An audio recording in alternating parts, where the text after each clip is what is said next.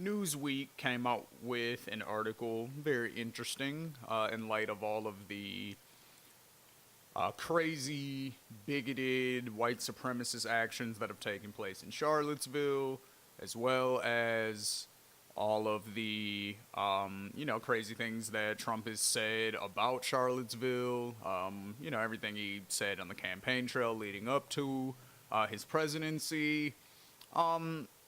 Just a lot of crazy stuff going on right now. So, Newsweek came out with this article, and it says, at some point in 2019, if not sooner, a Republican senator may walk into the Oval Office and say to President Trump, Mr. President, we don't have the votes. At which point the Trump presidency will end in a resignation or a conviction in the Senate.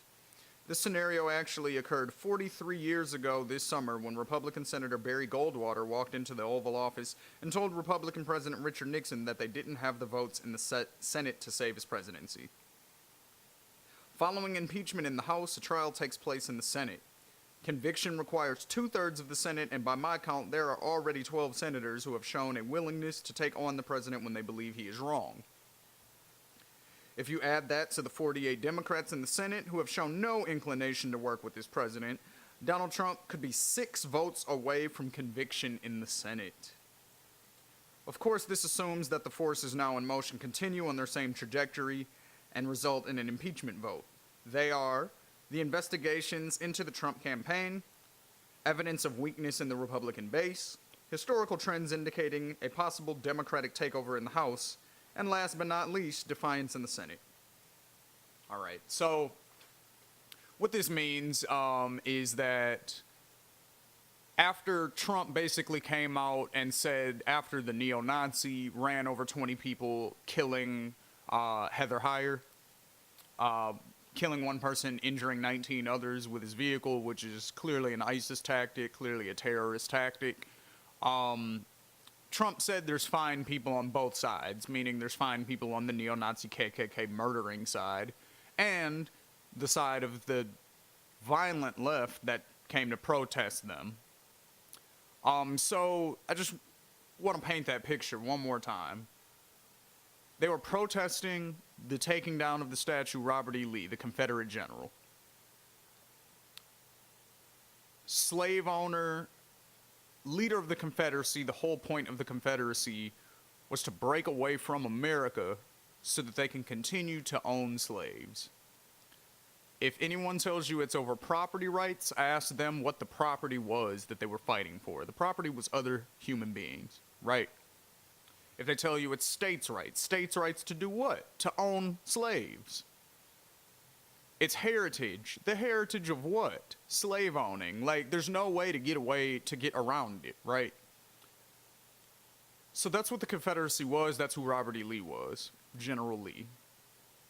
Now, Trump came out and he said, at first, there's, bad stuff happening on both sides, but he said it in a relatively weak way, trying to just basically, kind of tread the middle ground, not take too much risk, and say anything bold, so that way, he didn't alienate anybody. Didn't work. Everybody immediately called him out, like, bro, there's not two sides to this. There's the white supremacist, violent side, and then there's the protester side. There's no two sides to this.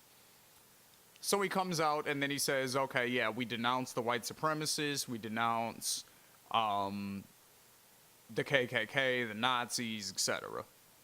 2 days later. 3 days later, he comes out with a press conference and he doubles down on what he said the first time. 5 days later, he does another press conference where he doubles down on what he said the first time. So actually, that was tripling down at this point. That did it. Anybody who was like trying to remain on Team Trump, they left after that. Because they know that you can't openly side with Nazis and with the KKK and think that's all right. You can do it secretly, you can do it slyly, you can do it through policy even, but you can't say it, right? So when you say it, that's too far. So since he basically just said it, like, and then the other thing is too is that he didn't even acknowledge the violence that took place at the hands of the white supremacists. He only said that, and there's no evidence of this, but he only said that the left was being violent and they came rushing at them with bats and all of that type of stuff. Again, I haven't seen that reported anywhere other than like far right extremist websites. But what I will say is that even if there was violence on their side, there's a difference between throwing hands with somebody and and running them over with a car. You feel me? So there's a huge difference between running somebody over with a car and punching them in the face.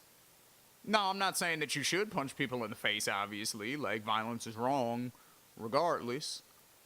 Unprovoked violence is wrong regardless.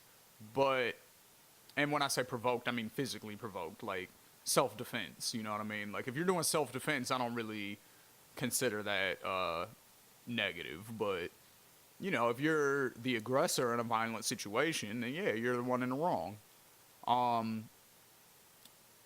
But there's still a difference between throwing hands and running somebody over with your car.